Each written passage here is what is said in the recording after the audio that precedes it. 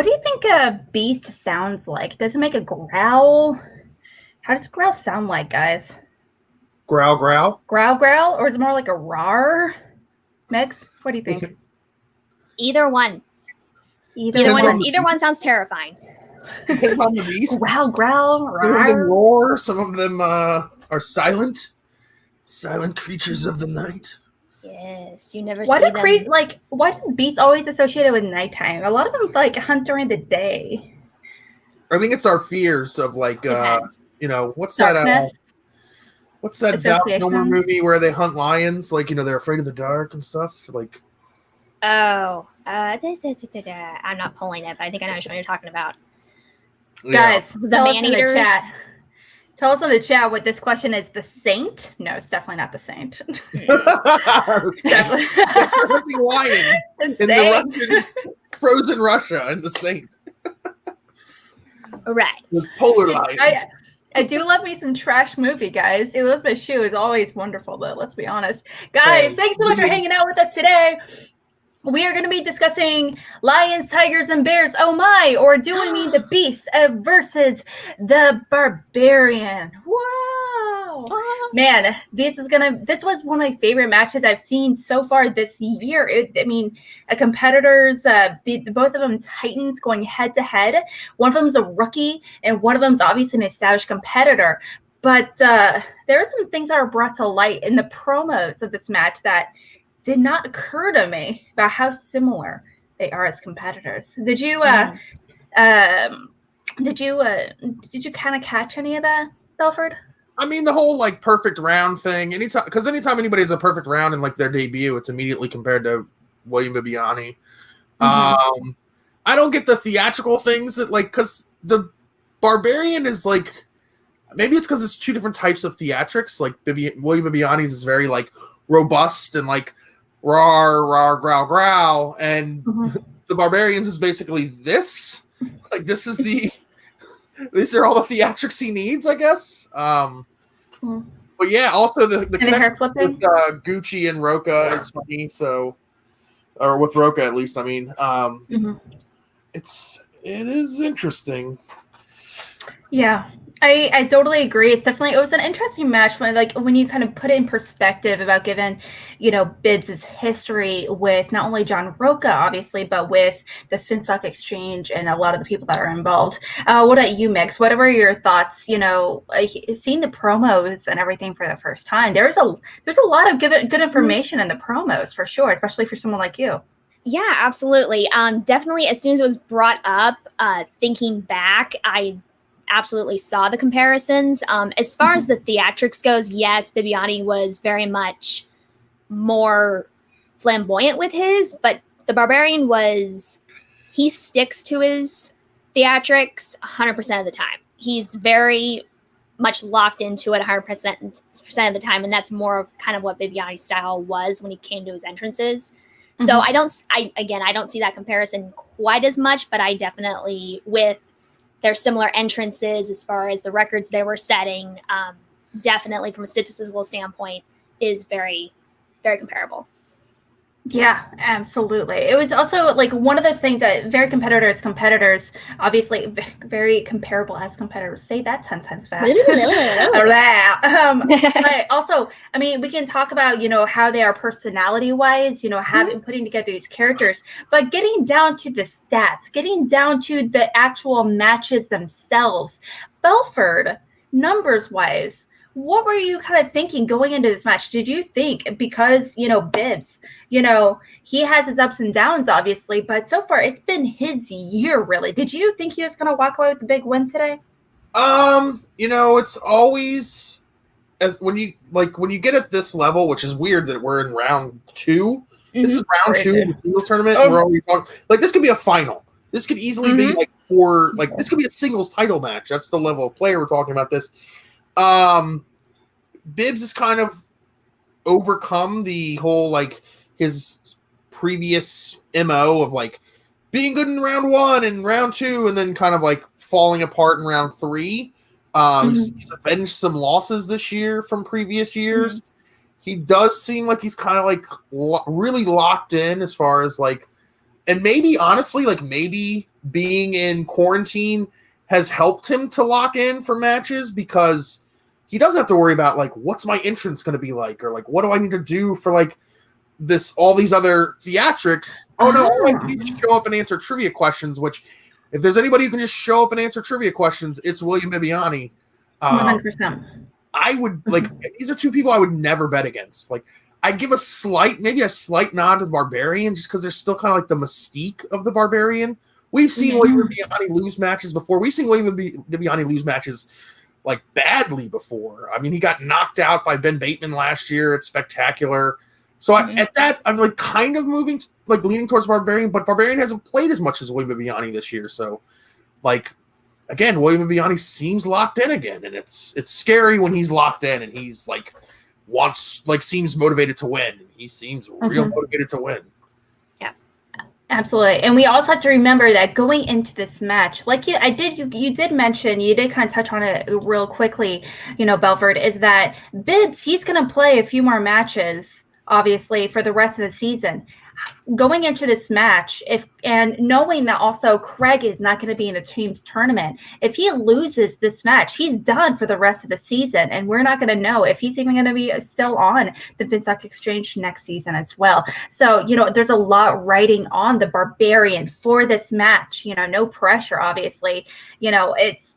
And I totally agree with you. This is definitely they're both competitors that would never, under any circumstances, bet against. It's just true. Like, we don't know all that much about the Barbarian, but we just know of him. We know he's one of the people in the Finstock Exchange that trains a lot of the rookies, that is actively working with Dan and Riley and Bateman in order to improve. And they all talk about him, Barbarian, being like, yeah, oh my gosh, he's amazing. It's a scary thing when people like Ben Bateman and Dan Merle and Mark Riley, when they don't know the answer to a question, they don't Google it. They just call the Barbarian and say, "Hey, what's the answer to this random ass question?" And he's like, "Oh, it's boom!" Like off the top of his head. So again, the mystique. It's Elvis is definitely doing some really great things for him, for sure. Okay, we're going to be diving into this match real quickly. Before we dive into that as well, I am going to be going over to the chat just to highlight a few really great comments. Gnome Sayan says the ability to get perfect round one seems to be one of the most valuable skils one can possess these days. That's, a great point. That's a great point. As our stats queen, what do you have to say about that? So it very often puts you in a very good position going into round two, but that can totally get flipped if you have a bad spin at the wheel and your opponent gets the spin they want. So the first round can get totally negated within round two. So it mainly really sets you up to be in a better position to go into your round two, but it doesn't guarantee that going into round three, you're still going to have that same advantage. And I mean, obviously, like you want to answer as many questions as possible correctly. So yes, getting all the questions right is always a good thing. Absolutely. But if you can't follow it up, I mean, we've seen famously David Del Rio, I think, in his first match got a perfect round and looked to be well ahead, and then fell apart at the end and didn't win the match. So if you can't finish. Yeah, it's a good setup, and it's a good confidence booster, definitely, going into round two with knowing that you've answered as many questions as you can up until that point. But it's definitely not a end-all at all. It's so end-all, be-all. More important in 3-round matches than 5-round matches. 5-round matches, completely absolutely. Lose. It's important. Well, and and you mentioned 3 rounds. Bibbiani's loss to Bateman was in a 5-rounder. That's true, yeah. So that has been some of the times that he's kind of fallen apart a little bit. From a competitor standpoint, yes, he was singles champion, but as far as looking at the ones that as many times as he's been in championship matches, he's sometimes fallen apart a little bit in those later rounds that he doesn't have to rely on that in just a 3-round match. Is that the only 5-round match he ever won? Was when he won the singles title? I'd have to look. Maybe the number 1 contender matches or something like that he got into a title match. Number 1 contenders wouldn't be 5 rounders though. Sometimes it is. Like Bateman versus Bibbiani, that was the number one contenders. Well, no, that was the tournament final. Never. That was the tournament final. Yeah. So tournament finals, which I mean, that was a number one contender match, but it was considered that might tournament be his final. only win in a 5-round match is when he won the title. Oh man, you're not kidding. But also, we've seen him improve as well, and you know, in those kind of situations, being part of Shazam, obviously. You know, obviously that's really improved his confidence when it comes to these 5-round matches. I mean, oh my gosh, I cannot wait to, obviously. But the thing is, when thinking back to when they did lose a Spectacular last year, they lost by like 1 or 2 points. It was such a close match. And they, you know, it was a very close match. Just because you lose, it doesn't mean it is a weakness. It doesn't, you know, just like Craig, you know, in this match, you know, guys, if you had spoilers ahead for this match, obviously, but, you know, obviously we're not going to look at this match and just because Craig lost the match, you know, we're not going to be like, well, Craig is clearly not good at 1-on-1s.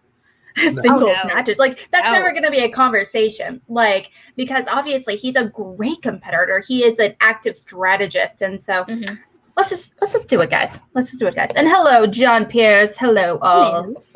Hello, Wingabo. I mean, right, it's hard to win when your opponent basically throws a perfect game. So literally, not basically, literally. Or I remember, I think Bibbs even mentioned it on Twitter once. There was a Star Wars match from the Star Wars tournament earlier this year. That the conversation was the both answers were right, but which answer was technically more right? And I was like, oh shoot. Right. And so that's was he talking about that the sudden death question for Demontez and Scrimshaw? That sounds right. I think so.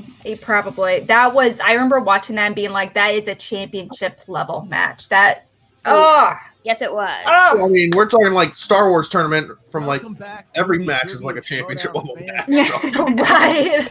Pretty much. That's true.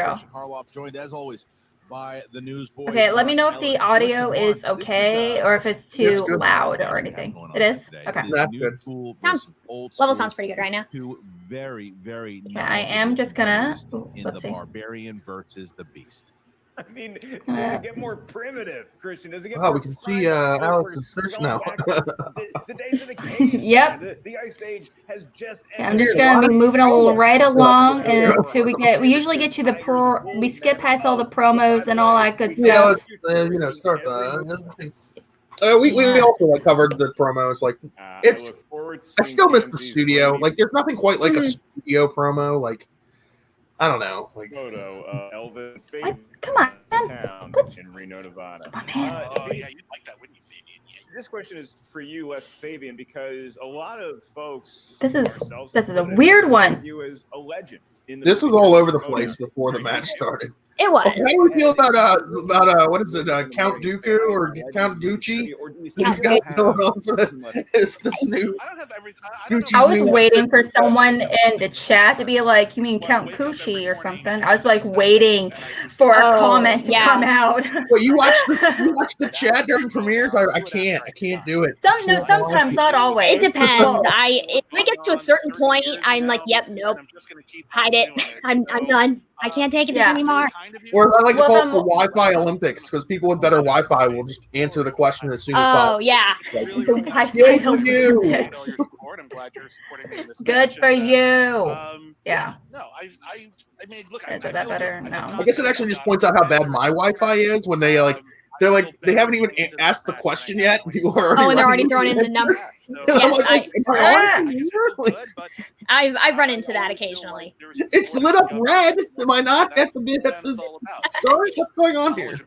Yeah, I am trying to figure out how I can make this look fine, where it doesn't include like the premium thing at the top, but it's not cutting it off at the bottom. Premium, wow, what a flex! Weird flex, bro. It's actually, I don't pay for it. The generous donators of for C2A through Streamlabs and Super Chats, they're the ones that they're the reasons why we're able to have this flex, as you say. Okay, I don't get YouTube Premium. What the heck? buy into what everyone else says about trying to him, flex. how he's this great, knowledgeable competitor. Well, listen, it's clear that the Barbarian knows his stuff. I'm not going to besmirch his knowledge in any way, but to your All other right, point, I just want to like move it right along until there we go. Let's just move it right The along. competitors are ferocious. Just to move it There right we go. along, yeah. Get it on. All There right, it is. Yeah. I think when you yeah, there you I'm go. ready. Are you ready, Fabian? Yeah, but I mean, it cuts it off at the bottom. That's It the does thing. though. Can't give him 5. What if Something you just go said that full screen? black Can you go brick full at the screen? top. Are you ready? Are What? It you is zoomed full in? Can screen. you Go come full out screen. one zoom? Always ready to rock. I don't know how you're doing this though. Ready to Let's see. shroud. This is why we're so All right, professional, number guys. one, So number professional. one, question number 1. Fabian, you want to go play with Luca and Surgeon? Okay. And we're back. All right. I was- Action adventure. See, this is for doing the white big Plays screen, Liu Kang the big and one. Bridget Wilson plays Sonya Blade in which 90s Oh, I was film? so happy when this question was asked. I wonder how Elvis. Every time they ask a Mortal Kombat question, I think of Mark Donica. Yes. Elvis is dead, Mark. Because I'm he so loves happy. Mortal If Kombat. Elvis is a companion, does that make the Barbarian? I was like waiting for someone to break out into this song. Like, oh, Combat. Yes, and I Barbarian. That would be guarantee great if this would have gone for to Ben or Drew, it probably would have. Yeah. Am I allowed to put Beast in this one or no? my favorite video game movie ever. It's audible, which shouldn't be a problem with these headphones. Okay. All right. So here's the next. This- And yes, this Jake, I movie, do have the loudest mouse clicks ever. I do. No, I recognize that. I did not know that this was a movie. The second one. Didn't know that this happened. I knew this one.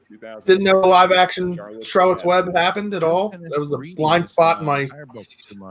No, I I don't think I've even Yeah. actually. I don't think I've ever actually seen the whole thing, but I recognized. I think because I had looked up Dakota Fanning at one point, and that movie came up, and I'm like, oh, I that was her. remember Julia Roberts as the spider, And William. but that's all I got. that's Yeah. the animated. That's one, all I isn't it? remembered. So. No, Julia Roberts is the voice of the spider in the live action one. Oh, that's right. Yes. Yes, you're correct. Who Like stars in it? Oprah's the voice of something. I don't know, like or is in the movie. I don't know. Again, I don't know this movie. Probably. Yeah. No, she's not in the movie. She would have been a voice for one of the. I like looked up characters. the IMDb and I was like, what is this? Where did this come from? I That do like actually that was actually fairly star-studded cast.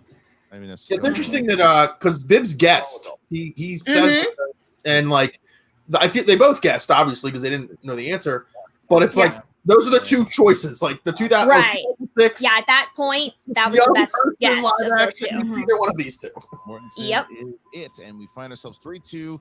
and then we go on the train of. All right, we're not gonna have any more tough questions in round one. Oh my gosh, Canada Rock says, Oh gosh. if Shazam were to ever break up, I would love to see Bibbs and the Barbarian team up. Ooh, just give him the belt. Just The Barbarian right now is like just hand it to him. the bell of That's the ball. He's like you could like team him up with like 20 different people, and it's like, Yeah. ooh, that would be a super team. Like, Right. Yeah, I am kind of curious to see him. Really curious to see next year if Sabrina and the Barbarian are still going to come together at some point, because I know Barbarian, he mentioned that that's who he was working on training. He was training with, to be on a team potentially. However, obviously it didn't work out. So it's going to be tough to put them together. Like, I think they'll both be drafted. Maybe. I mean, they could end up on the same team. Who knows? Like, They could easily get drafted in the same round. I mean, like Barbarian is. Well, it's I don't know about that. Like, if you believe what the hype that was surrounding her going in. I mean, she could have had a rough go at her, but definitely Craig has proven himself in multiple leagues now. Craig is going to be the first pick off the board. Yeah, Craig is a first, second round pick. Sabrina, I love Sabrina. She clearly has all the potential, but she said at the earliest, probably a fourth round pick. Quite possibly. Mark number 6. Yeah, at the earliest. Now, obviously, things could change. We never know. She could be the next Bibbs or Barbarian. Who knows? We just haven't seen it yet. I have a question for you guys. Do you think that Bibbs tries harder on Shazam because he's playing with someone he's not actual in real life friends with, as opposed to when he was on with Whitney, where it's kind of like, oh, if we lose, we're just going to go, well, it's no big deal. We're going to go, let's go film the 7 podcasts that we do together. Like, you know, whereas like that's the only interaction he has with the kid. So he doesn't want to like let the kid down. Whereas he knows he's not going to let Mickey down. I don't think that's the case. Bibbs and Brendan, they're very vocal about how they like to train together pretty consistently. You know, so I don't think it's like, oh, if we don't chat now, you know, we're never going to talk again. I don't think that's going to be the conversation. Well, and I think I just think it's the relationship of like, you don't want to let somebody down who you're not like, you don't have a working relationship with. Like he knows. Well, but also too, thinking about Whitney and Bibbs are in the same space and have very similar knowledge. So versus the kid, he has someone to bounce things off of that has a different perspective on things than he does. Well, so it pushes him to be better versus somebody who's very similar to him. They just kind of plug along at their own pace because they're not necessarily challenging each other. And he doesn't know something. He knows Whitney probably knows that because there is the overlap. He has like a responsibility to like whatever he's good at as far as like the team with the kid. Like I need to carry this section because I'm the good person at this section. He has his sections. Like so maybe, I mean, that would make more pressure to me. I don't know. I do. Well, it's like there are several different types of teams. You know, that looks and I actually when we had a little date night, we actually kind of chat over it. There are several different types of teams. One of them is someone like Ben and Drew being part of Team Action, where both of them are like online personalities. For example, another type of team is where it's just like movie critic and movie critic, like Deep 13, where it's Whitney Seibold and Alonzo. They're very traditional movie critic types. But you also have a combination too, where you have a movie critic like you know, like Bibbs, and the other person being more of a personality, you know, such as Brendan Meyer, where they're more of an actor, or they're more like they do a lot of promotions and stuff like that online or whatever it may be, you know, so where they're not so much known for like putting out like articles on movies, critics or whatever it may be. So it's kind of, as a result, you know, they're more likely to have a much more of a diverse film knowledge. So in theory, a lot of the when we look at like any true champion, like team championship belts, 9 out of 10 they're a combination of the two, or at least a lot of the heavy hitters. For example, the Shire Wolves, or even you know, even Finstock Exchange, or even Corruption is actually a combination too, and Shazam. They are a combination of the two. So that's always something to think about. And teams that where it's like heavy on one or the other, they don't last very long by comparison. As expected, remember the message I sent you right before all of that is exactly how this is going down. Also, I've been waiting to show you this. We have a totem of cats for this week's episode. This is our just saying. He's amazing. Just saying. Just want to put this out there. I do think that it's exemplified in this match more than anything else. Coy is such a perfect manager for Bibbs. He really, really is. I know Ben has talked about how amazing Finstock is, you know, and Gucci as a manager. But, you know, it's also kind of funny because I don't think Finstock would do really well as a manager for Bibbs. But I think there's something magical about... there's something magical about, you know, the relationship between Coy and Brendan Meyer or Perry or Bibbs, you know? I mean, I would say Ben and Gucci up until recently, but that's another conversation for another day. I mean, it's when you're at this level, it's like magic. How much does the manager like really factor in to like the number of points they're scoring? It does factor in when they have to do things like challenges, or they have to do things like we discussed a challenge is probably the only real way it factors in. Like, you know, Bibbiani knows what Bibbiani knows. Like, you can maybe motivate him to study more, but it's like he doesn't need motivations to study because he watches every movie there is to do a critique of it. So, like, right. I know the dynamic, but I think William Bibbiani could have a pile of sticks as his manager, and he's still Yeah. on like a. Now maybe with Shazam it might be different because they have it's now you have to work with somebody else. Real quickly before we dive into the monster movie category for the Barbarian, I did want to chat about specifically what it means to. I'll just remove it for a minute. What a monster movie is defined as, and because the thing is, the three of us were kind of chatting over before you started recording what defines technically a monster movie, and because you think it was like, oh, monster movies, like Godzilla, Frankenstein, monster movies, right? But there's a lot of gray area for because there's a lot of monster movies that are not necessarily horror thrillers. Think of like Godzilla or Colossal recently that are totally monster movies. But there's also a lot of monsters that aren't technically considered we look at them as monsters, but they're in the movie not acknowledged as monsters. What do you? Yeah. What do you guys? What do you think? Well, there's the classic, what is it, Warner Brothers monsters? Like they're the Universal. Universal monsters. Yeah. They created the monster movie genre. It's the Dracula, Mummy, So those are your classic monster movies. And then you get there's so much gray area. I mean, is Jurassic Park a monster movie? True. What? Technically, it's fictional. They don't exist. Dinosaurs don't exist in the world. Sci-fi, that's a question mark. I mean, then we talked earlier, movies like Crawl. I mean, that's an actual thing that happens, but it's they're actual creatures, so probably not a monster movie. But so it is a very gray area. Absolutely. What about you, Megs? What are your thoughts?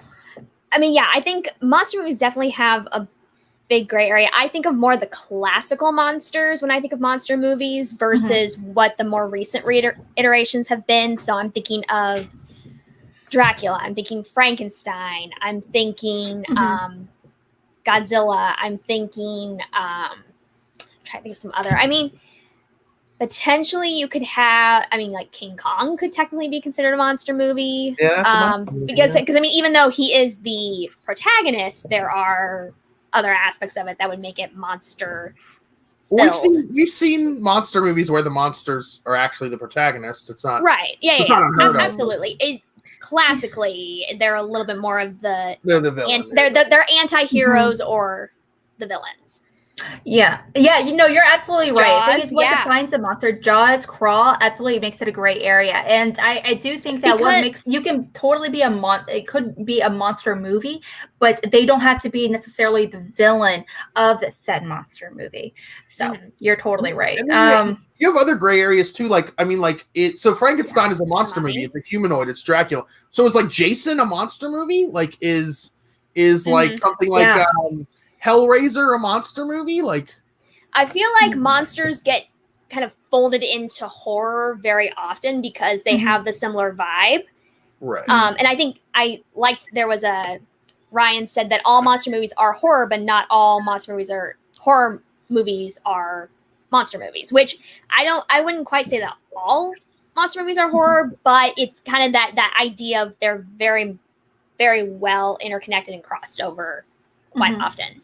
Oftentimes it depends on how they present the monster too. Because a lot of monster movies, they kind of show you little bits, or they don't show you everything. And then all of a sudden there's the reveal of the monster. It's more in the thriller versus straight horror. Right. But that's also very common in horror movies to not show you what's going on. And then all of a sudden, someone's stabbing somebody with a knife in the shower. So. I just think of okay, I'm just waiting for, what is that movie? With The Saint? shoot. Oh my gosh, it's Drew Goddard's horror satire where there's Cabin in a the million Woods? and one. Cabin in the Woods, yes, thank you. Yeah. Thank you. Oh, okay. Cabin in the Woods, that's 100% a monster movie because it's nothing but monsters. Heck, there's mermen at the end of the movie. There's there's a unicorn that stabs a guy in the chest. There's massive spiders. Who else, after watching Cabin in the Woods, wanted a movie for every single one of those monsters that's in they could have made 100 of those movies and I would have been fine with it. Oh my gosh, I loved it. I loved it so much. It's dang it. Oh, it just makes me so much more sad knowing that Bad Times at the El Royale wasn't a success. But that's another conversation for another day. Oh. I did want to another time for sure. That's a Twitch conversation. But I did want to kind of let you guys know that I remember because I saw the movie Sinister for the first time a few weeks ago. I saw the first one, second one, and I watched this movie, and I'm like, one, this is a great horror movie. This should, I hope this is considered a modern horror classic, years to come. But I was like, I saw this monster for the first time, Bagul. That is the name of the monster character, and I was like, would this technically be considered a monster movie? But thing is, in the movie, it's not considered a monster. It's called a god or a demon. You know, and as a result, I mean, there is that kind of there is that discussion: gods, demons, or angels, are they considered monsters? And so, so any movies where that's the case, you know, the Babadook, is that considered a monster movie? So that kind of introduces a whole subgenre. Well, they're closer to like universal monsters than a lot of the other things we think of as monster movies. So I mean, yeah, and typically monster, the concept of a monster is a reflection of humanity, like personified. That's why you get things like Frankenstein is science, you know, the taken too far. Dracula is like the lust of women and all that stuff taken too far. So like that, and in Sinister, it's like a personification of like the evils of the world. That's where we get demons, and the good in the world. That's where we get angels. So they're beyond man, so they would be considered monsters. But are they monster movies? Probably depends on who you ask. You know, you're super monster people are probably like, hell no, and you're like, well, you know, it's all fun, sure.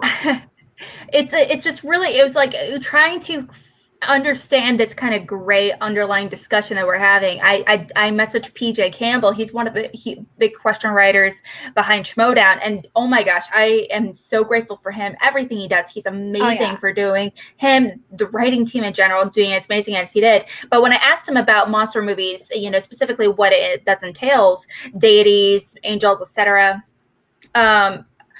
Are they considered part of the monster category? And he said, I've kept it pretty traditional. Out of the fact I'm afraid I'm going it too far in another direction will cause a challenge by someone. So as far as it's not, as long as it's not challengeable, I guess. So, and I mean, that's the thing with the Schmodown is that you're trying to make it not challengeable. Because wasn't it famously Video Drew in a match? There was like, they limited the story. Yep. She got the answer wrong because she was thinking of that category, but it was like it was miscategorized category, so they threw out the question. Well, I remember the way she kind of talked about it, which makes complete sense, is that Video Drew, the question was, what horror thriller stars Christian Bale was like released in 2001 or something? The answer was American Psycho. They labeled it as a horror movie. Now, the movie on IMDb is technically considered a crime thriller, mystery kind of situation. Right. Understandably so. What horror movie, not what horror thriller. Just said what horror movie. Absolutely. And it was also a 2-pointer question. And so when the thing is, 1-pointer questions are considered horror thriller. That's considered part of the same category. Right. But horror is its own individual category in round 2. Something to specify the difference of. So she was pretty much her challenging it was completely justified just because on IMDb she did win it, but also she was trying to think of movies that weren't like not in that genre. Ball. I mean, so it's like setting her up for failure. It's still a gray area. Like if it's one of those, again, we get this all the time with challenges. Like there's a lot of times where people challenge something and I'm like, if they say no, I understand why they say no. And if they say yes, I understand why they say yes. Like, and that's like one of those things. Cause it's like, yeah, like you don't consider it a horror and maybe IMDb doesn't consider it a horror, but there are people who consider it a horror because it's a movie about a serial killer killing people. Like what's more horrific than that? Like, and the definition between horror and thriller. Unless the rule says like, which we're like way off topic now, but like, unless the rule says like the categories we're taking in the Schmodown come from IMDb, because again, IMDb is not like the end all be all. There have been mistakes in IMDb before. Famously, what year did The Seventh Samurai come out? Because there were like 4 different answers on IMDb. So like, yeah. So I mean, it's like again, categories are important. What constitutes a horror movie can be, because again, like they're studying these things and you're trying to like narrow things down as much as possible. So you want to know what does constitute a horror movie and what does the Schmodown consider a horror movie. So absolutely, I am really curious and eager to learn. You know, what if they're going to kind of go into the definitions and more specifics in the Schmodown rule book, you know, officially whenever that does come out, and it's going to be. Oh no! Christian said it's already been done. Well, here's the thing. Ready to go. It's going to be looked at by Bibbs and reviewed, like for editing purposes and like grammar stuff, and then they're going to give it out to all the competitors. But apparently, right now, it's ready to go. I'll believe it when I see it. I know, kind of feel the same way. Also, here's the thing.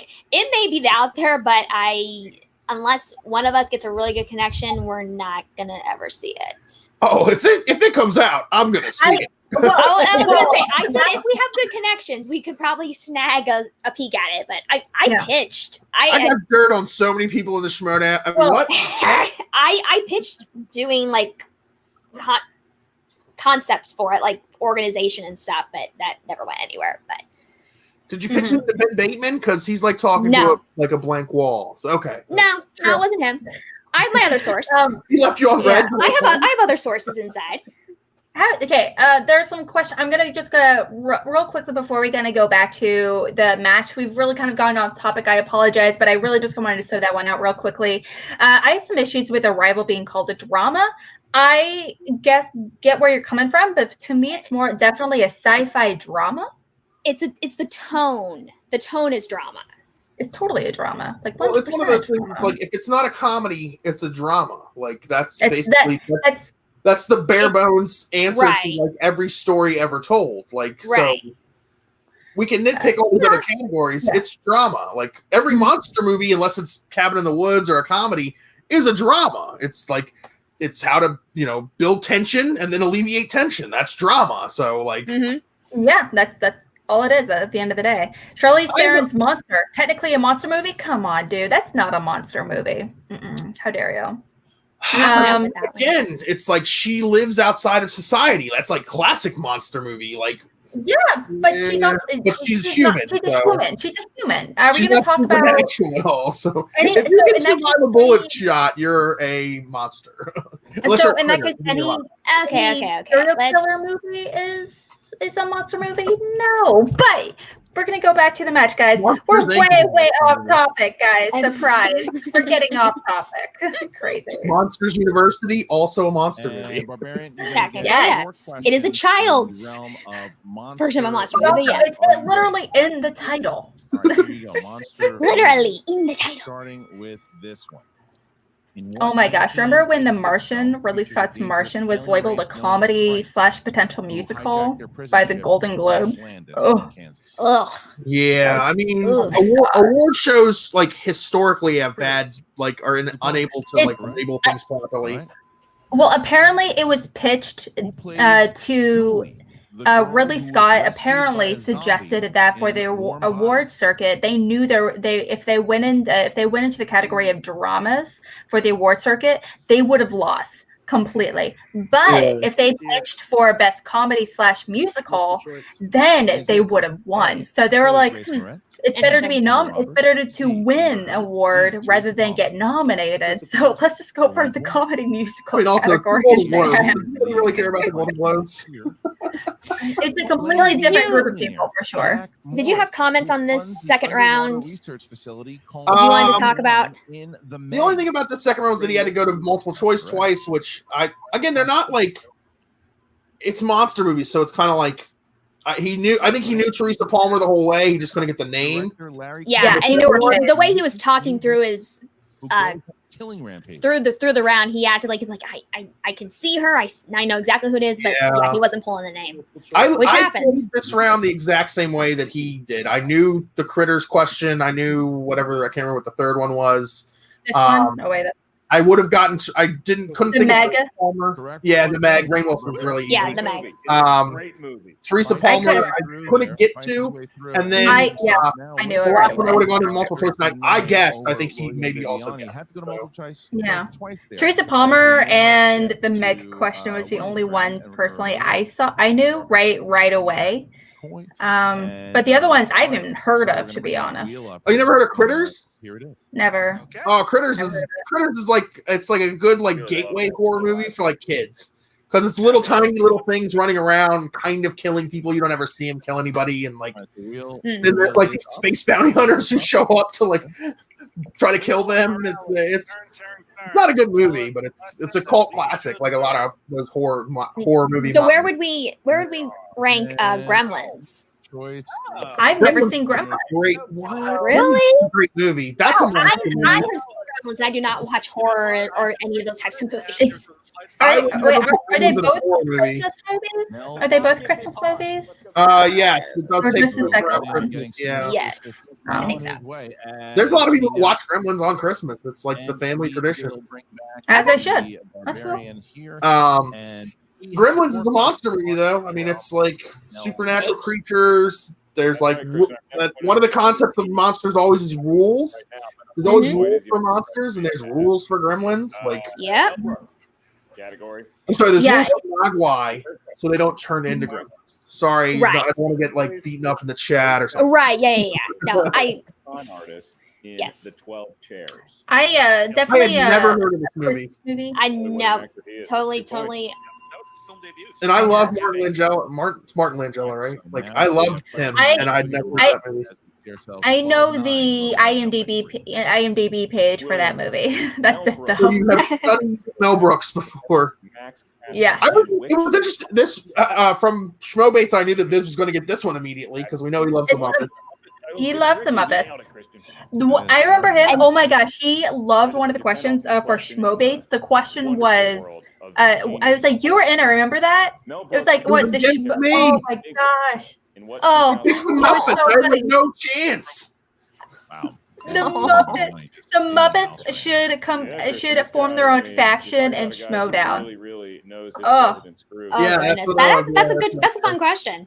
It was like, what ensemble would form the best faction? And did you catch that Coy references Schmo Bates in one of his talks with Bibbs? Did you guys catch that? No. Yes, I'm trying to remember which round it's in.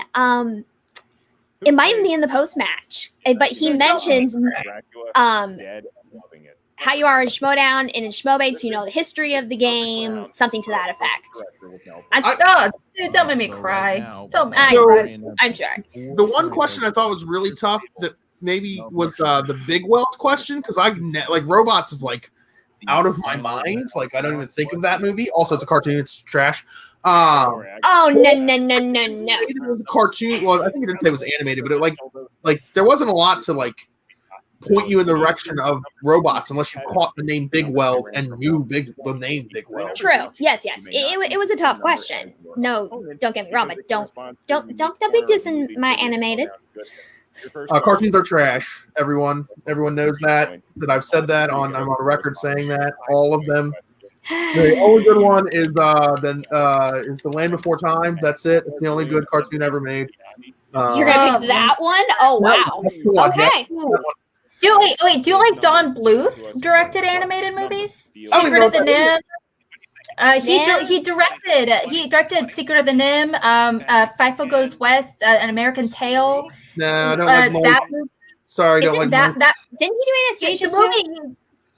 He did do Anastasia. Yes, he did. But he did Land Before Time. Yes. Land Before Time was great. Those other ones. Yeah, he did Land Before Time. Come on, I'm not gonna lie. You know, most cartoons are all right. We'll alleviate 99.9% of cartoons are trash. I'll give Secret of Nim and Land Before Time. That's it. Nothing else. What about claymation movies? I can't. It's the animation. I love the stories usually in claymation. I think they're really good. They're really well done. They're typically extremely well written. The animation bothers me. Like no, I feel you. It's an acquired taste. It's an acquired taste. And I love like that. My favorite is probably Chicken Run out of the ones that I've seen that are clay animations. What's Wallace and Gromit?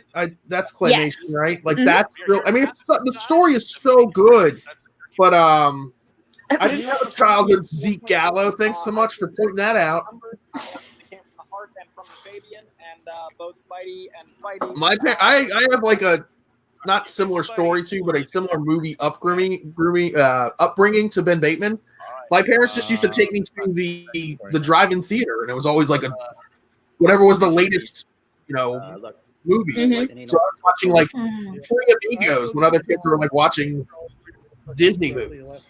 Also, we were poor and couldn't afford Disney Channel. I was my parents' way of entertaining me was sticking me in a chair in front of a TV with Disney VHS tapes. So There you go. when I was very little, before I could go outside responsibly and play without intense supervision. Category. I have Mine to was say, like, it's Disney was like Beverly Hills Cop. Classic. okay. Okay. If that's okay, what kind of movies did you grow up Which with Best as a Picture winner kid? stars Shirley MacLaine, A lot of Like what- comedy. What, Fred McMurray. like what kind of kids movies did you watch? I'm serious. We didn't watch a lot of kids movies. We didn't have kids movies. Okay. We grew up Well, really poor, so like everything was like hand-me-downs from like my uncles and like my parent, just like movies my parents had already bought. Like we didn't have Disney. We didn't have like Nickelodeon wasn't a thing. Like we were watching like Jeopardy every night, like as a family. Oh. Like, Here it is. Goodness. What is I the miss name Jeopardy of the so much. TV I do like it. I like watching it. was the lead-in? the kids I movies love had, that- like, Home Alone, like stuff like that. Stuff my parents Oh enjoyed God, I watching. can't do. I hate Home Alone.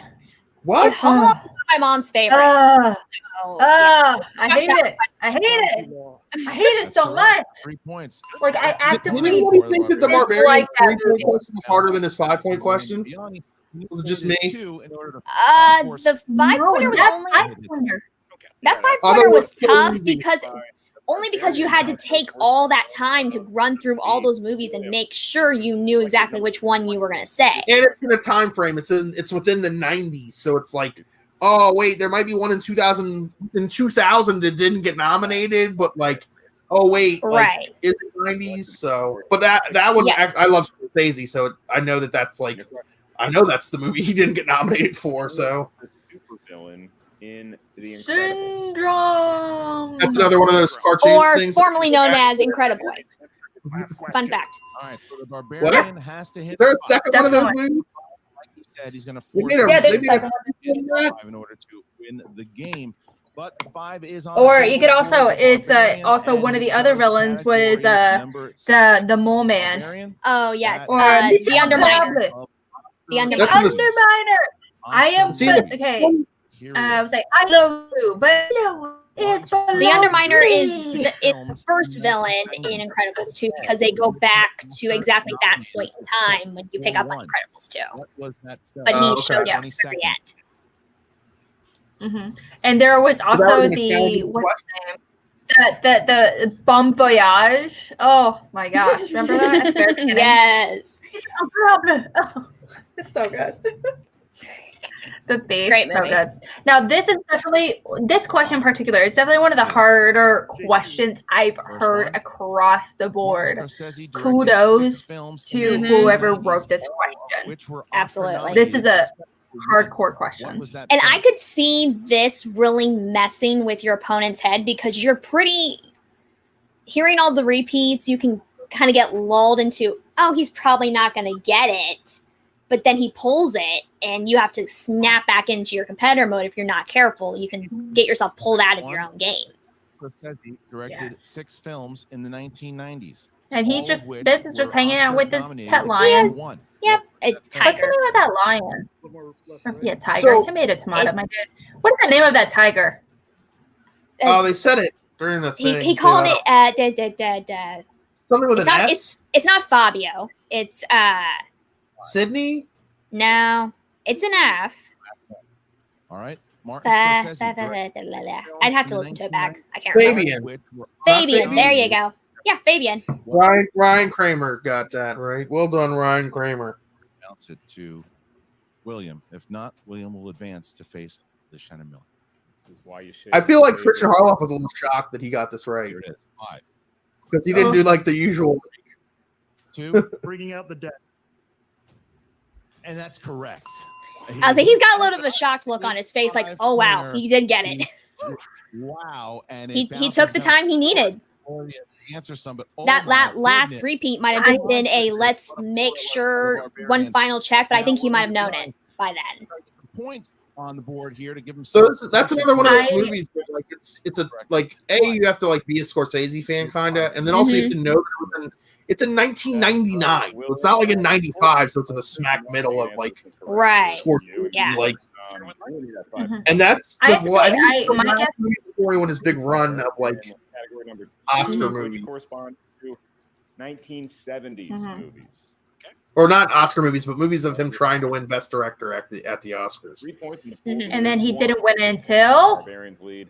Which The Departed. Star Wars The actor Departed, stars which he shouldn't have won it The for. Departed, the only movie he's ever won Best Director Oscar for, Great movie, great actor, great person. versus like Question, Spielberg, it who's all won comes 3. Down to this, the 5-point question is upon us.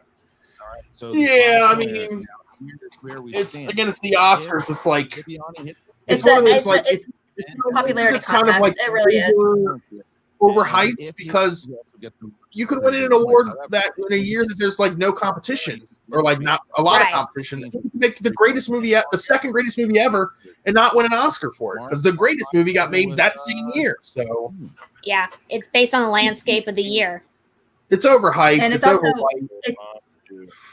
Terrific. Yo, talent. you're preaching to the Jodie choir, my Foster. dude. It's also a lot of it is based on financials. If the studio is willing to put money into the awards campaign that they think, because investing campaign money into a movie to get awards is definitely a risky investment because once a movie makes does win Oscars, great. It has a huge surge, but it doesn't always translate financially for the company. Yeah, it's actually proven that there is no direct correlation between winning an Oscar and making money, like especially like future money. Like there's so many actors who won Oscars and then go on to not make a lot of money. Like Halle Berry. yeah, I mean, but again, like she won an Oscar in a year where it's like, yeah, she deserved that Oscar because she was probably the best performance that year.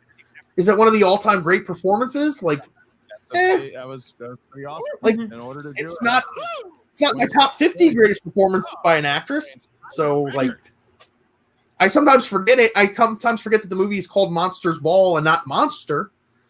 Like, because they came out in similar time periods and they have similar titles. So I'm like, wait, which one? And the movie that came, Adrian Brody is another great example. We haven't really seen him. Man, they tried to make him into like a big thing for a while there, and then we found out he really wasn't that good of an actor.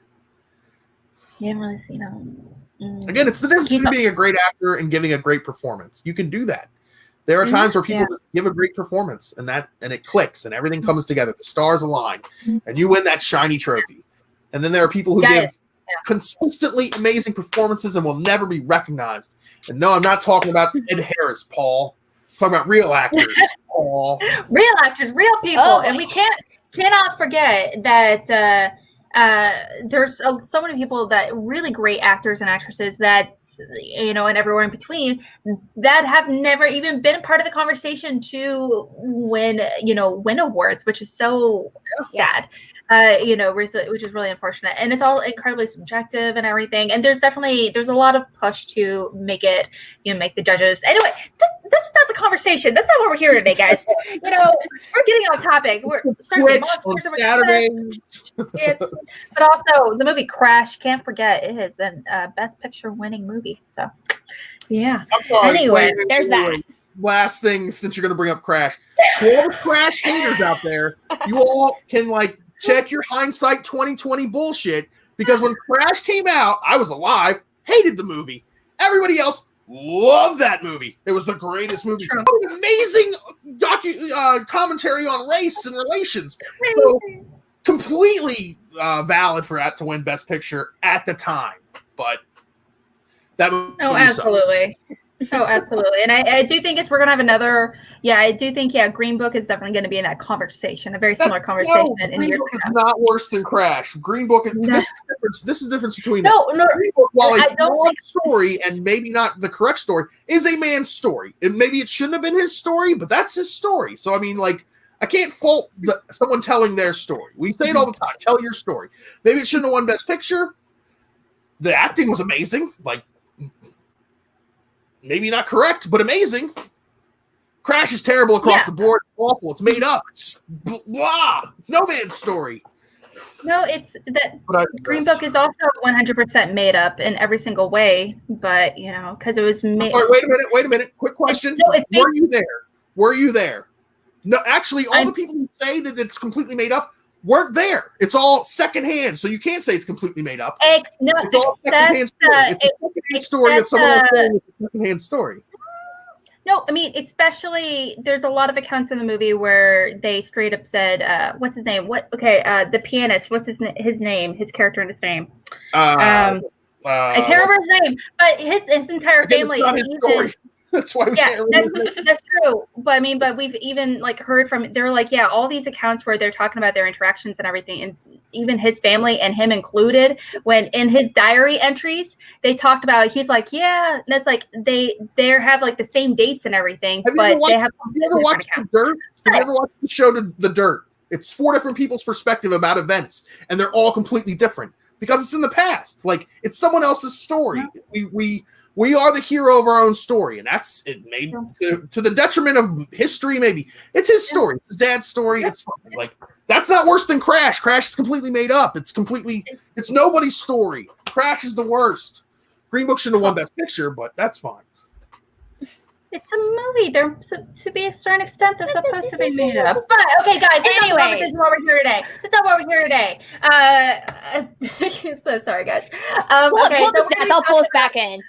Yeah. Okay. So talking about the Barbarian, obviously this is his last match of the entire season, but this was one of the best matches we've seen him perform. Now, Megs. Now, although he did technically lose, obviously, how can you talk about how the numbers behind this? How can we talk about how he really did perform a great match? Numbers wise. Can you do that? Yeah, absolutely. So against. I can pull up the stats then real quick if you like. Okay, yeah, no problem. You don't have to see me for me to talk about it. So his type of accuracy and percentage points earned, or potential points earned, 93.3%, 85.2%. In just about every other match, those are winning numbers. Those are winning accuracies. You would expect someone to win with that level of accuracy and level of potential points earned. But Bibbiani is pitching a straight perfect game. Maximum amount of points that you could have earned in that match, sans Barbarian giving him a steal opportunity. And he technically he tied his singles record with this match. And the only way he could have beaten it was if Barbarian would have given up a steal at any point and Bibbs would have gotten it. That's the only way that you can beat that record in that situation. So yeah, there is nothing for Barbarian to hang his head about, because those are, again, that type of accuracy and that potential of points on a lot of different matchup opportunities gives you the win. But what can you do when your opponent's pitching a perfect game? And he pushed Bibbs to have to answer his 5. And I think against a competitor of that caliber, that's what you hope for, is to push him to that point. I will say this. The one thing I will say about this match is that it's fuel for the anti-spinner's choice fire. Like the group of people that don't like spinner's choice and don't think spinner's choice should be on the wheel. Because we have this amazing match of 2 amazing people, battling it out to the very end, to the maximum number of points. Right. One person got spinner's choice and one person didn't. So it's like, it doesn't take anything away because it's allowed. It's fine. But it's like, you kind of wish maybe he didn't get the choice of his category, but he answered the questions that were asked of him. And we've seen people get spinner's choice and shit the bed. So like, Right. it is. Absolutely. I don't like spinner's choice. I'm not a big fan of it. I wish they just had opponent's choice on the wheel. That's it. Like that's the like. Oh. Oh. I do think that would be pretty interesting to see. I also, when it comes to, I also think that because, when it comes to a championship match, the current belt holder of any championship match, they are the ones that really kind of make they determine whether or not spinners and opponent's choice get to be on the wheel, or if not. If only in the championship matches. In every other match, Exactly. Only on those matches. Always on the wheel any other time. So. Yeah. Especially in the digital wheel where they have 12. They have, because the digital wheel, this digital wheel has more spaces than the typical wheel, right? Isn't that right? I read that somewhere. Or have they fixed that? Because I know for a while I didn't count how many were. For a while there was like that thing when they were first. Oh yeah, I think it was. Yeah, I think it was just because. I don't remember. I don't remember why that was doing that. I don't remember. I don't like spinner's choice because like, I mean it's fine because again it's like you could hit that category anyway. It's just one of those like it always seems to rear its head when like one person gets spinners and the other person doesn't. So it's like, what would have happened if he had to answer questions in some other weird category? But he didn't. In the same way, you're wanting to keep opponent's choice on there. What happens if they don't hit opponent's choice? It's the same conversation. Well, the thing, though, opponent's choice requires you to know your opponent and strategize, like you have to know your opponent because we've seen opponent's choice backfire completely where they picked Alonso Duralde got Festival Darlings because they didn't know their opponent. Roca got biopics. Yeah, Roca got biopics. Like that was, although in that case, like that was. Well, not really early, but it was a while ago. So these some of these people know each other. Everybody knows Alonso Duralde is like Festival Darlings. Come on, guys. Well, he was I don't feel like it was. I don't think it was super common knowledge unless you know he was still fairly. Yeah, I mean it was common knowledge amongst most. But that was Whitney and Alonso both. So yeah, it was and it's Kate because Kate, who knows? I don't. As far as I know, Kate might have never have met them before that day. So, but that's the thing. You have to know your opponent, and then also add strategy. If there are people who will like, these kind of like trying to be million brain players who will like put a slice on the wheel that to make people think that it's their weakness, so that if they hit opponent's choice, they'll pick that slice. But in actuality, I have like cornered the market on that slice, and it's now my actual strength. Like so, opponents always seems to like is spicy. Spinners is like okay, he's just going to get the max number of points in this round. Again, people have shit the bed. I'll say that's not.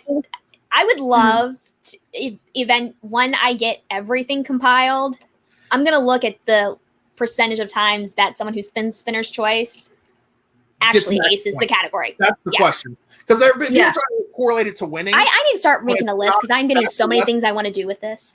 I need to make a list. Winning in spinner's choice than there is to like just getting max points, and does it actually give you an advantage? Like, is there a higher percentage of people getting max points with spinner's choice as opposed to getting max points on an off category or a category that isn't from spinner's choice? Well, it's just kind of going back to specifically where we did a Streamlabs a little bit ago. Thank you so much to Canada Rocks actually for making the donations. Actually did several donations, so thank you so much, my dude. We appreciate it. So he does a little two-parter question. He says, "I know PJ disagrees with me, but that was an unfair Oscars question. Completely fair Scorsese question, but an unfair Oscar question. If you read every single Oscar source, Bring Out the Dead would never be mentioned. I would have to study Scorsese to know which 6 films he directed in the 90s. And if you gave me a list of the six or asked me to name 5 Scorsese films that were nominated, that would be a fair Oscars question. But props to Barbarian for getting it anyway." That's interesting. It would be like asking if you got like horror movies and you asked what Wes Craven movie isn't a horror movie, or like name a Wes Craven movie that's not a horror movie. Like, is it really a horror movie question then? Well, it's a Wes Craven question. I do actually. That's a great point that Canada Rocks brings up, and that it makes No, but I mean, complete if the sense. category was horror, and you asked what Wes Craven movie is Yeah. not a horror movie, that's not really a Yeah, horror movie question. This isn't really an Oscars question. Like, I mean, it is, but it's so hyper specific to one's.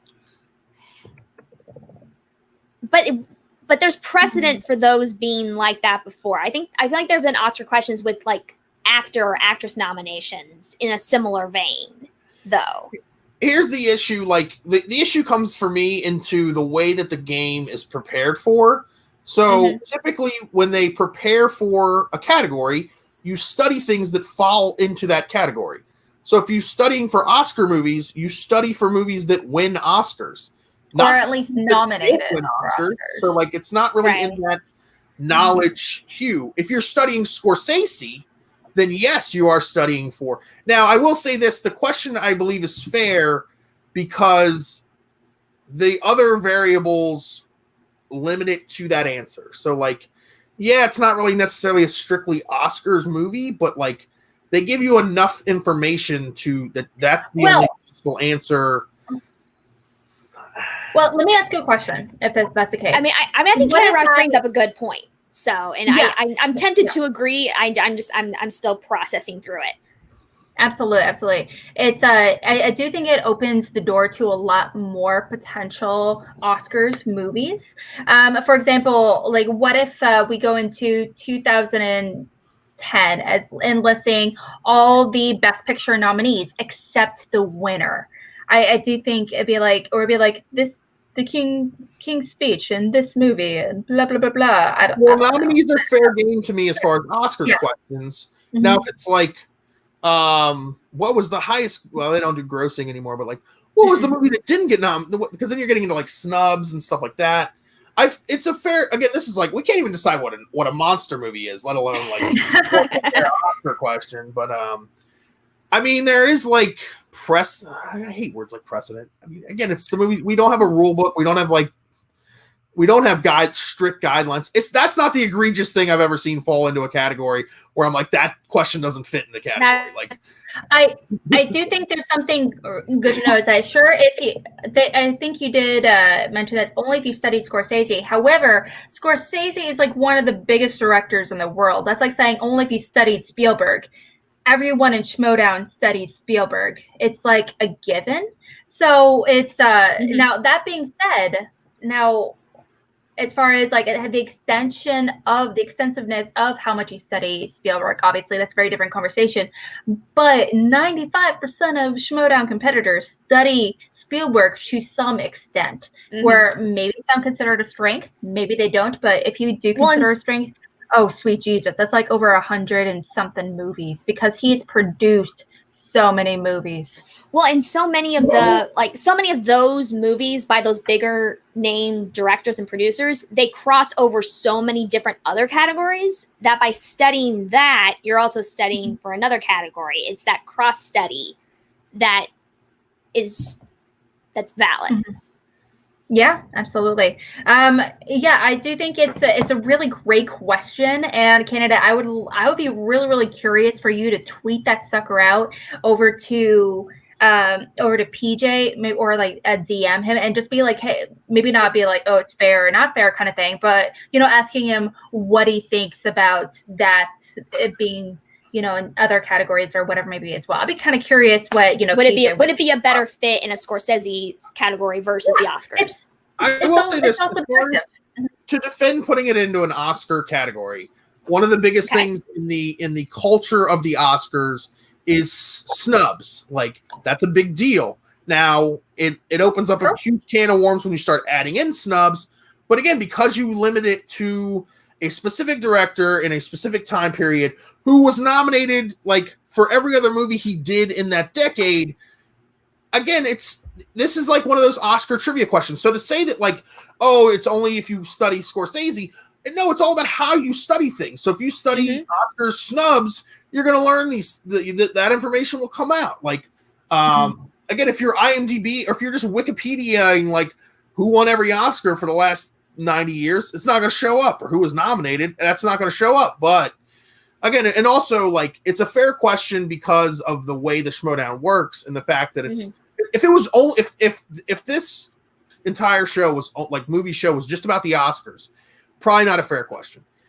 Because it's about the Oscars, Scorsese, all these other things, like it's all this is top level stuff. Also, he got it right, so clearly it's a fair question because he got it right. Like he was able to get it. So the fact that it was an Oscars, that they said the category of Oscars like didn't throw him off. Like he was able to get there. Like these are all gray areas. There's so many gray areas in the Schmodown. Like yeah, and I don't think we're ever fully gonna get rid of them. Honestly, yeah.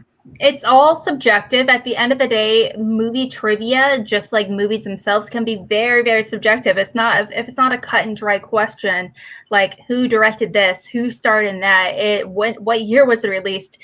You know, it's very, very subjective. Yeah, exactly. So it's very subjective, just like Schmodown and us reacting in general. It's all subjective. So we appreciate, all the questions you guys have, and we are going to be wrapping it up here in just a few minutes. So if you have any other questions you guys would like us to ask, or if you would like to ask us or anything like that, please let us know in the chat or super chat or anything along those lines. Please, thank you. One more thing about that question, I always like to think of it as like, is it challengeable? In that case, it's probably not. If you challenge that, you're probably not winning. Technically, yeah. If you could challenge and say, "Oh, this isn't an Oscars question," and they're going to look at you and say, "I'm sorry, Oscars is literally in the question, so how is it not an Oscars question?" Yeah, this isn't like Video Drew saying that like this completely isn't in the category. Like this movie doesn't fall in that. Like this is this falls into the. It's a potential misleader, but not it. It's not in the ideal category, but it's still within the realm of a plausible category. You lose the challenge. Like absolutely. Yeah, I would say you lose it. Well, you might lose the challenge. I never say never. I've seen too many challenges that I was like, oh, that's going to lose. They're going to say no. I'm sorry, what now? Oh, it's like 100% events are notorious for that. Well, especially being under the lights like that, and you can't really be like cut and paste, be like, yeah, we totally. There's a lot of pressure, especially when hundreds of eyes are watching you, thousands of people are watching you at that moment. So there's a lot writing on it overall. Okay, so we're just going to wrap up here in a hot second overall. So thanks so much for everyone that's been hanging out and watching with us. We would love to know what you thought of this match, or who you think is going to be going up against William the Beast Bibbiani here pretty soon. And well, actually, scratch that. So William the Beast Bibbiani is going to be going up against Liz Shannon Miller, but I actually wanted to kind of elaborate on our conversation just the other day, where who you think he's going to be going, who Liz or scratch that. Who do you think is going to be the final person on that side of the bracket?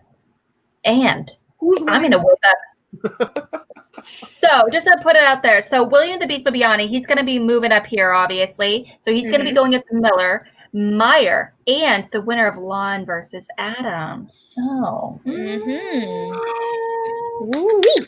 who do you think is going to be the final two, or the final final person on this side of the bracket, yo?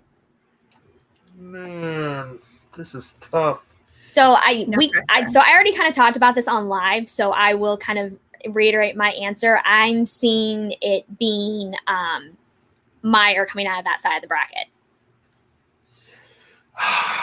Man, just my gut feeling. I really want to pick Lon Harris, because why wouldn't you want to pick Lon Harris? The delinquent, I love him. Yes, I agree, but I'm going to say it's William Bibbiani. I think he's locked in. Again, it's not 5 rounds at all until the final. And I just think you can't bet against him right now. He's just too locked in, too on fire. But it is Liz Shannon Miller just knocked out Chance Ellison, or not knocked out, but just beat Chance Ellison, and Chance Ellison was the most on fire player in the Schmodown at the time. So He was at the time still is in the conversation, guys. I'm looking for him to come into teams with a vengeance. Yeah, it's Not kidding, not kidding. Okay, I personally am gonna say Bibbs is gonna walk away. He's just been on fire, and I do think Meyer might be in the conversation for the last person. I could picture him easily beating Adam or Lon, honestly. So, and I do think I love Lashana Miller, but it's Bibbs. It's Bibbs. You know, he's a beast. Figuratively, of course. Lashana Miller feels like where she was a couple years ago when she like went on a run and was looking great, and then she ran into Paul Oyama. She's looking great. Now she's running into William Bibbiani, and it's like, well, she ran into two. She ran into Oyama, and then she also ran into Bateman within the same year. Yeah, she ran into Bateman in the tournament that year. Yeah. And that was when Bateman was, hopped Lights up out. on the right answers. Yeah. And, he was KOing and TKOing left and right in that tournament. Was destroyed. He had one hard match, was Paul Preston, and the rest of the time he was just steamrolling people.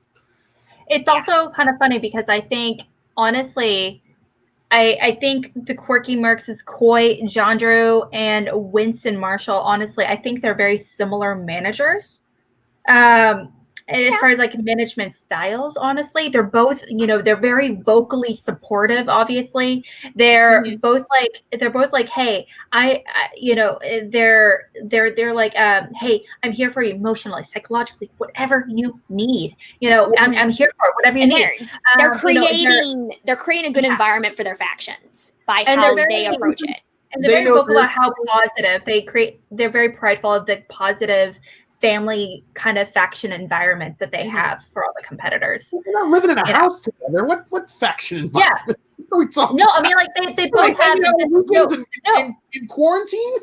No, I stand by it because both Coy and Winston have described both of their factions as family environments. Wow, they said their words. Yeah, Winston has described it. Hey, I actively work with every single one of them. We have a group chat, all of them. We are constantly chatting with each other all the time, going over, finding ways to really boost each other up, improve each other. And it's something that they actively work with each other every single day. And same with the Chandra. Nobody's doing it every day. There's literally no chance they're doing it every day. That's what Winston says. He's like, there's no way that they're doing it every day. You would literally go crazy to do it every day. I will say this. What do you think we do in C2A? Literally, maybe there's some form of dialogue every day. It's not always everybody. They might be checking in every day. I'll give them that. They're not like quizzing their people every day because that would just annoy people. Well, maybe who knows? Maybe being annoyed works. I will say this: their two managers have very similar kind of like vibes, which we kind of talked about. Primarily because they kind of know their strengths and also kind of know their seem to know their competitors' needs and fulfill those needs as far as they're not strategists. Neither one of them are going to out strategize, in the Schmodown. They don't know the Schmodown ins and outs, and they have players that they don't necessarily need that for. They are very good, borderline cheerleaders. They hype up their players. They are very supportive. Coy can say more in the 60 seconds that he has to talk to his player than anyone else. He says in 60 seconds what everybody else will take 5 minutes to tell their players. Because he's used to speed speaking. Yes. Winston is the ultimate hype man. He hypes up his people, and it's worked. And Coy is the ultimate positivity. It's nauseating how nice that guy is. It's really just a turn off. Oh God, he's talking about rainbows. Dang, it's so nice. I hate nice people. It's the worst. Wait, how does it go again, Belford? Sorry. There you go. Chew it back. I'm gonna clip that. I'm gonna clip that out here pretty soon, guys. Thank you so much for hanging out. Finish first. If you had to pick one of either the Quirky Mercs or Swag, who do you think finishes first this year? Depends if Shazam wins the team's tournament. Right. Well, if they win the title. Yeah, they're up to win the title. They're not going to be in the tournament. Yeah, they're not going to be in the tournament. True. That, and also it depends on Quirky Mercs as a team, because they've been very consistent and level throughout the entire season.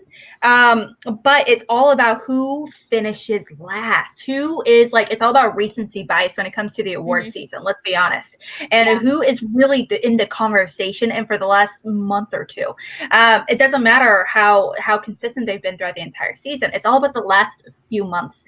I wouldn't be, but the thing is, Winston has been doing really, really solid, obviously with Chandru, getting the belt, but also having, I know that's whatever.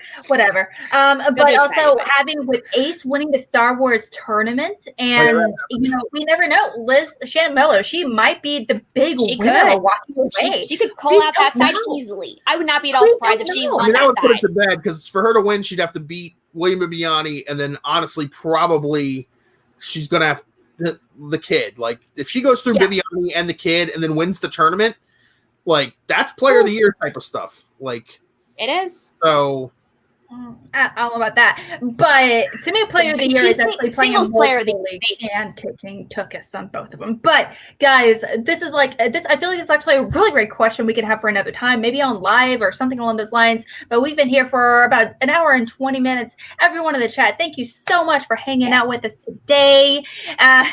Yes, Ryan says Billy is showing his Shannon side. Yes, he is. Don't forget about Collins. Collins is going to do amazing. We're not discounting. Oh yeah, absolutely. Want to clarify? Definitely not discounting. Adam, so it's kind of that side of the bracket is stacked, and it's going to be crazy to see these last few rounds go. Yeah, we do talk about it in much more depth in the Call Live episode we had just last night, which Megs was also on, and I don't even know what day of the year it is. Okay, what year is it? What day of the week? I don't know. Something happened last night. I don't know. But if that's something, if you want to continue on that, if you want to continue that more of that conversation, definitely go check that episode out. It was really, really fun. It was episode 94 or something. Can't believe we're almost at 100. It's crazy. But guys, thanks so much for hanging out with us today. Belford, where can we find you? You're pretty cool, smug face. On the Twitter at Mr. Billy Belford. You got to at me though, because I don't really pay that much attention unless my name's in it, because that's all I care about. And then periodically throughout here on the call to action, doing in-depth, proper analysis of what is actually happening. You heard it here for the truth. None of that fake news crap. What really goes on in the Schmodown. Yeah. All the news that's fit the print. That's a movie. Interesting. And over to you, Megs, our stats queen. Where can we find you, your amazing stats, and your beautiful face? Yes. So most of my stats can be found on the MTS Facebook page, as well as all the faction pages. I try and keep those updated as best as I can. If you want to find me at Instagram or Twitter, it's right here, Megs_reclaimed. I do a lot of my stats stuff there, as well as just kind of what's going on in my life. So if you want to find out what's going on, check me out. Frank sucks. What? I'm sorry, Frank sucks. What? Did I cover it with a false? Well, that is another conversation. That is a whole other conversation in the works.